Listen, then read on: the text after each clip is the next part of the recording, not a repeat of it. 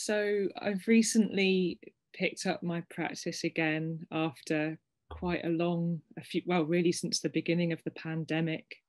And something that's come up is just this sense that, when emotions come up when I'm sitting, I know I'm feeling them, but often the instruction is find where is it, look for it in the body, where do you feel it?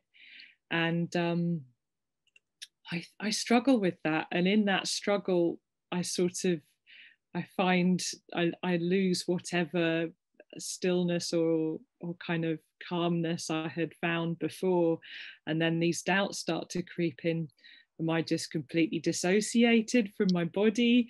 Am I, do I have some sort of barrier where I know I feel, so I must feel them in my body, because you don't feel them in your head, but how?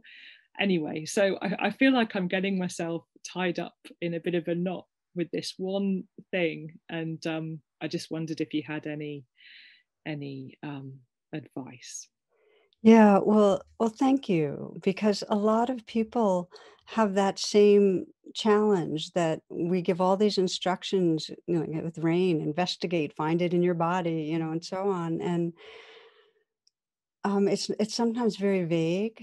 It's sometimes very Mhm. fleeting. Sometimes just as you're feeling something in your body, it kind of poof, it just disappears, and you have no idea what happened. Yeah. So it's not such a steady, easy thing.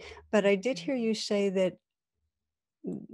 Well, let me ask it as a question. Uh-huh. When I guide through like a body scan, are Hmm. you able to feel sensations in your body? Yeah, so I can feel physical sensations, and I do exercise, for example, and I've developed that ability to know what muscles are moving, so I feel, if I feel pain and pleasant sensations and things like that. It's for I have begun to sense, for example, if I'm anxious or nervous about something, a certain tightness um, in my chest. So that's something. And if I'm irritated, there's definitely a clenched something going on up here. But yeah, I think it's where it's emotion, and sadness is more like a suffusing heaviness, I suppose.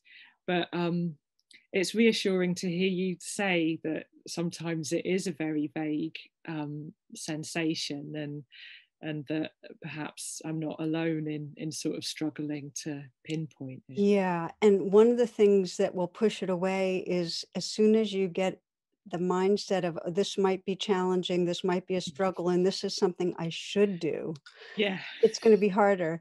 So, Yeah.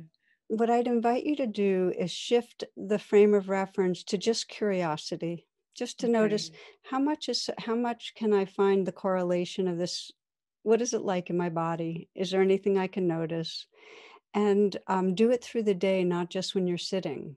So Okay. if you get angry at something, or if you feel saddened by something, or you get anxious Mhm. about something, if you can just pause and say, okay, Yeah. is there anything going on in my body? And check your throat, your chest, and Okay. your belly. Okay. Check the center line of your body. And even just like put your hands wherever you might even feel something slightly. Because Right. I find one of the metaphors that helps me is that the felt sense in the body can be like a wild creature that hangs out in the woods. It hangs out unconsciously.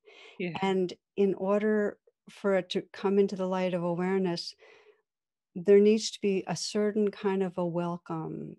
It's like a child that you want to have share with you what's going on for them. It has to be really safe. It has to be that Okay. you're really interested, that there's caring. And Yeah. so I sometimes will just feel something, a little something, and I'll just put my hand here and say, "Okay, I'm here. Let me know." And you can even communicate to the feeling. Say, is there something more that wants to be expressed?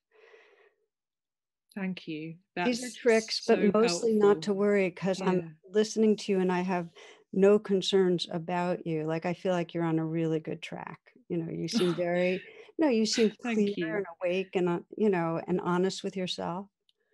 Thank you so much. That's it really means a lot to me. Thanks, Tara. Yeah. Blessings, dear. Be well. Thank you. Yeah.